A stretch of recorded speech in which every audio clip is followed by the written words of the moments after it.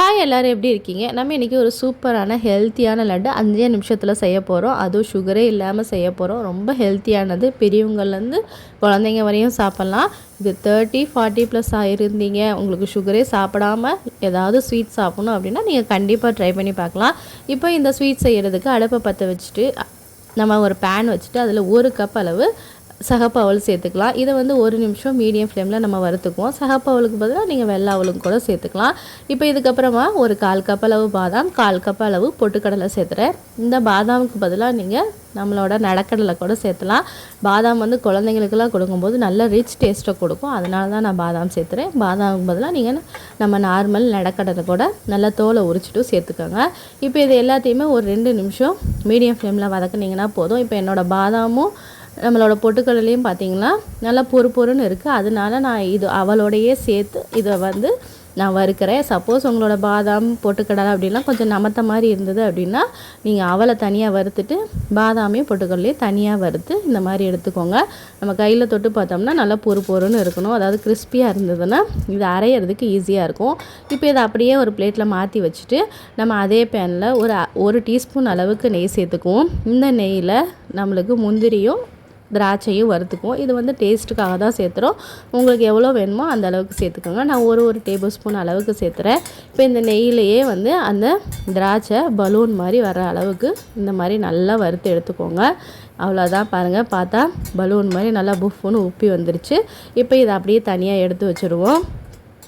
இதோடு நீங்கள் வந்து வேறு எந்த வேர்க்கடலை கூட நம்மளுக்கு வறுத்து போட்டு கடிப்படுற மாதிரி இருக்கிறதுக்காக சாப்பிட்டுக்கலாம். உங்களுக்கு எந்த பருப்பு பிடிக்குமோ அதை நீங்கள் சேர்த்துக்கலாம்.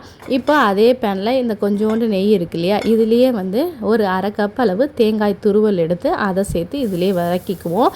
இது வந்து ஃப்ளேம் வந்து நல்லா லோ ஃப்ளேமில் வச்சுட்டு இந்த தேங்காயை வந்து நல்லா ஃப்ரை பண்ணி எடுத்துக்கோங்க. இந்த மாதிரி நெய்யில் ஃப்ரை பண்ணும்போது டேஸ்ட்டு பார்த்திங்கன்னா இன்னும் நல்லா ரிச்சாக தெரியும். இப்போது இந்த தேங்காயை 1 நிமிஷம் லோ ஃப்ளேம்லேயே வறுத்ததுக்கப்புறமா இந்த தேங்காவோடையே ஸ்வீட்னஸ்க்காக ஒரு 1/2 கப் அளவு பனங்கற்கண்டு சேர்த்துறேன். இது வந்து பனங்கற்கண்டு தான், இது வந்து ப்ரௌன் சுகர் கிடையாது. ப்ரௌன் சுகர் வேறு, பனங்கற்கண்டு வேறு. இப்போ இந்த பனங்கற்கண்டு அதோடு சேர்த்ததுக்கப்புறமா நான் 1/2 கப் அளவு தண்ணி, அதாவது எவ்வளோ பனங்கற்கண்டு எடுத்துருக்கோமோ அதே அளவு தண்ணி சேர்த்தணும். இப்போ இந்த பனங்கற்கண்டு கரையிற அளவுக்கு இருந்தால் போதும். நல்லா ஒரு மீடியம் ஃப்ளேம் வச்சு ஒரு 2 நிமிஷம் கொதிக்க விட்டிங்கன்னா இது நல்லா கரைஞ்சிரும். இப்போ அது கொதிச்சுட்ருக்கிறதுக்குள்ளே நம்ம வறுத்து வச்சுருக்கோம்ல பாதாம், அதுக்கப்புறம் பொட்டுக்கடலை, அவல், இது எல்லாத்தையும் இந்த மாதிரி கொரன்னு அரைச்சி எடுத்துக்கலாம். இந்த மாதிரி பார்க்குறதுக்கு நம்மளுக்கு ரவை மாதிரி தெரியணும். ரொம்ப நைஸாக அடைக்க வேண்டாம். இந்த மாதிரி கொஞ்சம் ரவை மாதிரி தெரிஞ்சதுன்னா லட்டு பிடிச்சா சூப்பராக நம்மளுக்கு ரவா லட்டு மாதிரி பார்க்குறதுக்கு தெரியும். இந்த மாதிரி கொரன்னு எல்லாத்தையும் அரைச்சதுக்கப்புறமா நம்ம கொதிச்சிட்ருக்குல்ல பனங்கற்கண்டு, தேங்காய், தண்ணி, அதோட நம்ம அரைச்சி வச்சுருக்க அவலை சேர்த்துக்குவோம். இது சேர்த்தும் போது ஃப்ளேமை நல்லா லோவில் வச்சுட்டு இதை சேர்த்துங்க. இப்போ இந்த பவுடர் எல்லாத்தையும் சேர்த்துனதுக்கப்புறமா 1 நிமிஷத்துலேயே தண்ணி எல்லாத்தையும் உள்ளே இழுக்க ஆரம்பிச்சிடும். அதனால் உடனேயே கரண்டியை போட்டு நல்லா கிளறுங்க. எல்லாமே நல்லா ஒன்றா சேர்கிற அளவுக்கு கிளறினீங்கன்னா போதும்.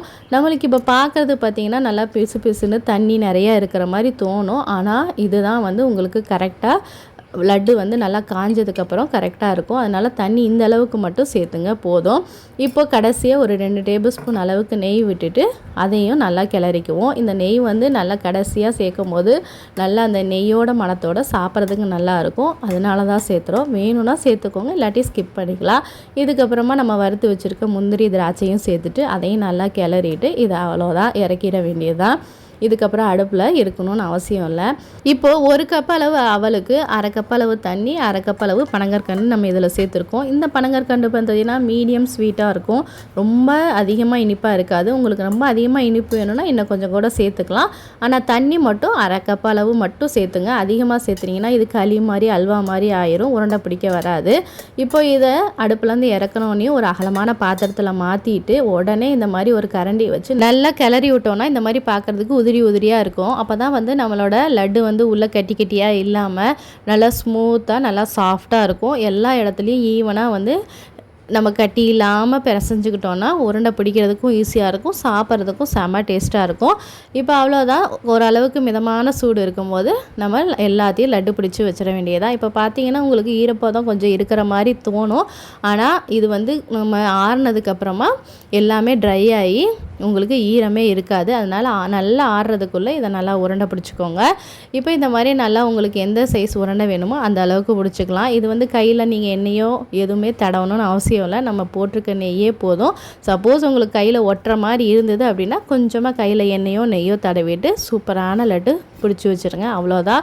ரொம்ப ஹெல்த்தியானது, குழந்தைங்க ரொம்ப விரும்பி சாப்பிடுவாங்க. இதில் வந்து நம்ம சர்க்கரை சேர்த்ததில் பனங்கற்கண்டு தான் சேர்த்துருக்கோம். பனங்கற்கண்டு உடம்புக்கு ரொம்ப ரொம்ப நல்லது. கண்டிப்பாக இதை ட்ரை பண்ணி பாருங்கள். ரொம்ப ஹெல்த்தியாகவும் இருக்கும், ரொம்ப டேஸ்ட்டாகவும் இருக்கும். உங்கள் குழந்தைங்க விரும்பி சாப்பிடுவாங்க. ட்ரை பண்ணிவிட்டு உங்களோட ஃபீட்பேக்கை கமெண்ட் செக்ஷனில் சொல்லுங்கள். உங்கள் எல்லோரும் இன்னொரு இன்ட்ரெஸ்டிங்கான வீடியோவில் சந்திக்கிறேன். அதுவரை டேக் கேர். பை.